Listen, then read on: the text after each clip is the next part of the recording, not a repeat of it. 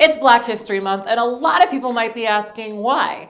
Why do we have Black History Month? And if we have Black History Month, why don't we have White History Month or any other months based on race?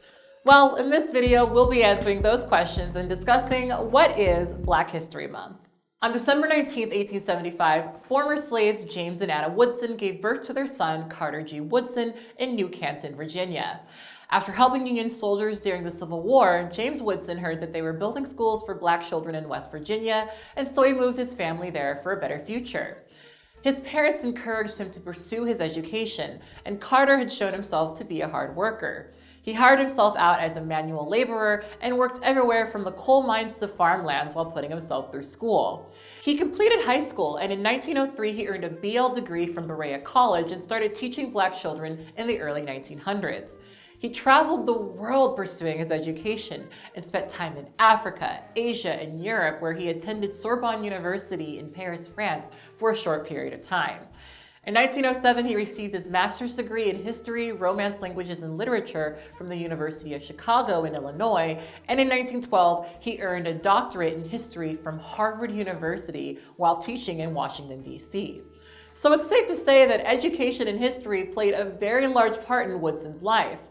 What he wanted more than anything was to share his knowledge with specifically black people who at the time still had many obstacles with pursuing their education. In 1915, he published his first book, The Education of the Negro, prior to 1861, that specifically focused on how black slaves were kept from education. The same year, he traveled to Washington, D.C. to celebrate the 15th anniversary of the emancipation of slaves. He was one of thousands of people who came to celebrate the progress black people had made since emancipation. The celebration was packed, and it inspired him to form an organization to promote the scientific study of black life and history. He formed the Association for the Study of Negro Life and History on September 9th with A.L. Jackson and 3 other historians. Woodson believed that publishing the records of black progress would improve race relations and dispel falsehoods about black people and their achievements. He published his findings in the Journal of Negro History that was established a year later in 1916. The journal reached many, but Woodson wanted more. He wanted for the stories of black progress to be more widely embraced and known. In the February of 1926, he put out a press release announcing Negro History Week. Negro History Week took place during February because it was the month where both Abraham Lincoln and Frederick Douglass were born. At the time, it was already a quite popular month for black Americans to celebrate both Lincoln and Douglass's contributions towards black progress. While Woodson wanted to build Negro History Week around these pre-existing celebrations, he had conflicting feelings about this because he believed that the people, not these men, freed the slaves. His only real request was that the public use this time to expand their study of black history. And his plans were successful. Negro History Week became so celebrated that he couldn't control it. Woodson and the association provided curriculum and study materials to schools across the country. His association had expanded internationally, and the Negro History Club started forming in high schools across the country. Even still, the tradition Woodson started would eventually contort and, in his opinion, lose a little bit of its focus as people sought to capitalize on its popularity.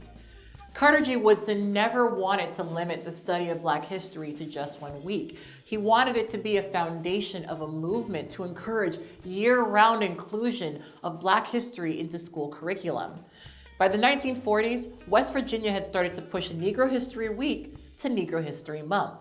In the 1960s, there was a surge of African consciousness where African Americans tried to connect more with their roots. In 1969, black educators, along with members of the Black United Students group at Kent State University, all rallied to expand the celebration from a week to a month. And a year later, they held their first Black History Month celebration. Quickly, Black History Month replaced Negro History Week on college campuses across the country. In 1976, 26 years after Woodson's death, the association officially pushed the celebration from a week to a month and renamed it Black History Month. President Gerald Ford informally recognized the expansion of the celebration and said that Americans should seize the opportunity to honor the all too often neglected accomplishments of Black Americans in every area of endeavor throughout our history. Woodson's Association changed its name from the Association of the Study of Negro Life to the Association for the Study of African American Life and History. And that's how we got Black History Month. Now, the question as to why we don't have a specific month for white people or any other group for that matter, you might be surprised to find that we have several heritage months. For example, March is Irish American History Month. May is Asian Pacific Islander Month and Jewish Heritage Month. June is Gay and Lesbian Pride Month. September is Latino Heritage Month. October is Italian American Heritage Month. And November is American Indian Heritage Month. All of these heritage months exist because of the hard work and dedication of organizers who have put together curriculum and petitioned the government to legally observe these months as commemorative months. White History Month is a bit complicated because historically, the definition of white has shifted and changed. The Irish and the Italians, for example, had complicated experiences with accessing the legal definition of whiteness when they first came to America. White as a term has always legally functioned as a gateway to citizenship and thus legal protection. Historically, anti-Black racism often aided in the social and then legal inclusion of other groups like the Italians and the Irish into whiteness. So even though words like Black and white seem the same, they've functioned quite differently in this country. And I don't think that most people who want to celebrate their heritage want to celebrate the unfortunate history of white supremacy. Most groups we consider white have vastly different immigration histories in this country. The Dutch and the Germans, for example, had very different experiences when coming to America. And I think that these distinct differences should be celebrated. While it's true that the label Black includes various cultures and experiences, historically it hasn't truly influenced how Black people experience racism in America. And Black history is largely about the people who, despite the obstacles of racism and prejudice, managed to make their mark on history. Carter G. Woodson was a son of slaves who were actively denied their access to education.